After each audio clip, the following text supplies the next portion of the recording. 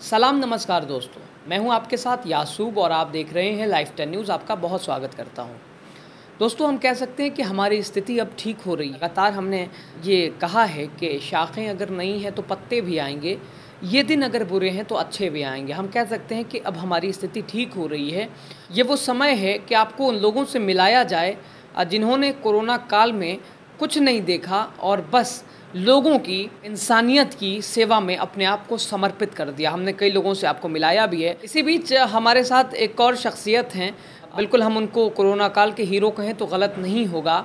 सही मायने में समय ऐसा था कि एक डॉक्टर पेशेंट से मिलना नहीं चाह रहे थे, लेकिन पेशेंट जो है इन्हें फ़ोन करते थे और ये डॉक्टर के पास पेशेंट को पहुंचाते थे, बेड दिलाते थे। ऑक्सीजन की कमी थी तो ऑक्सीजन मुहैया कराते थे। सबसे पहले आपका बहुत स्वागत और बहुत बहुत धन्यवाद। शुक्रिया, थैंक्स।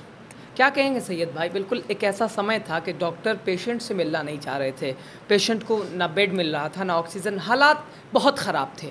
ऐसे समय में आप कोरोना काल के हीरो के तौर पे उभरे हैं। क्या कुछ कहना चाहेंगे, क्या कुछ समस्या रही इस बीच और किस भाव से लोगों की सेवा की? सबसे पहले यासूब भाई, मैं ये इंटरव्यू नहीं करना चाह रहा था, पर कुछ लोगों ने मुझसे रिक्वेस्ट किया कि आप सोशल मीडिया में आइए, इससे आम लोगों को बहुत फ़ायदा मिलेगा। और कोरोना काल की जो भी बात है, डॉक्टर्स की सीमा में बहुत कमी थी, बेड की कमी थी, ऑक्सीजन की कमी थी, लेकिन उसमें कुछ गिने चुने डॉक्टर्स बैठ रहे थे। वहाँ हम लोग अपना कांटेक्ट करके किसी तरह पेशेंट को भर्ती करना, ऑक्सीजन अवेलेबल कराना, ये बहुत दिक्कत का काम। रात के 3 बजे तक जागना, डेली 40-50 कॉल आते थे और हम लोगों ने ये काम किया है और आगे भी हम लोग काम करते रहेंगे। और किसी को भी सिवान में डॉक्टर्स की ज़रूरत हो, पटना में डॉक्टर्स की ज़रूरत हो, गोरखपुर में, वो मुझसे कांटेक्ट कर सकता है। कोरोना काल में 40 फ़ोन पर डे आते थे जी, 40-50 से कम नहीं आते थे। सुबह से लेकर रात 3 बजे तक हम जाते लोगों की समस्या क्या होती थी?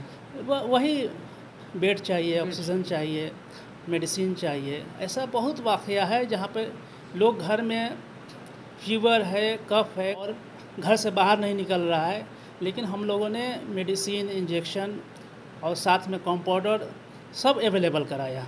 ये एक केस नहीं है, ये कम से कम 40-50 ऐसा हम लोग काम किया है जिसके घर में कोई नहीं है। और वहाँ हम लोग पहुँचे हैं और वहाँ पे हम लोगों ने सारा इंतज़ाम किया है।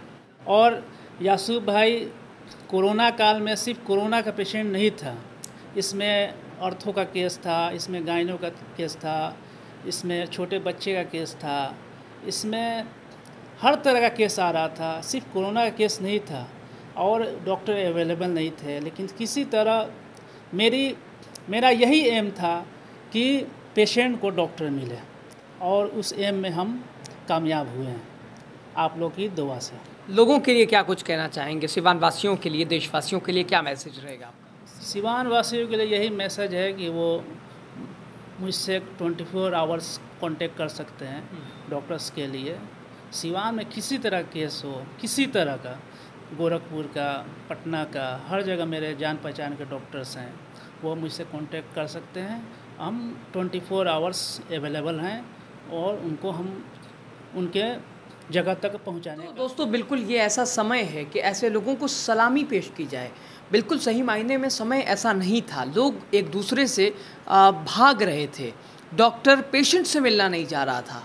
ऐसे समय में कुछ ऐसे लोग हैं जिन्होंने इंसानियत को शर्मसार किया है, लेकिन कुछ ऐसे भी लोग हैं जिन्होंने अभी भी ये बात साबित की है कि अभी भी दुनिया में इंसानियत ज़िंदा है। उन्हीं में शामिल हैं आले सादिक, सैयद भाई के नाम से जाने और पहचाने जाते हैं। ह्यूमन राइट्स के सिवान के जनरल सेक्रेटरी हैं, साथ ही साथ मशहूर एमआर हैं। तो आपको हम दिल से आपका धन्यवाद देते हैं। साथ ही साथ इन जैसे बहुत सारे लोग जो कि हमसे दूर हैं, हम उन लोगों का भी धन्यवाद देते हैं।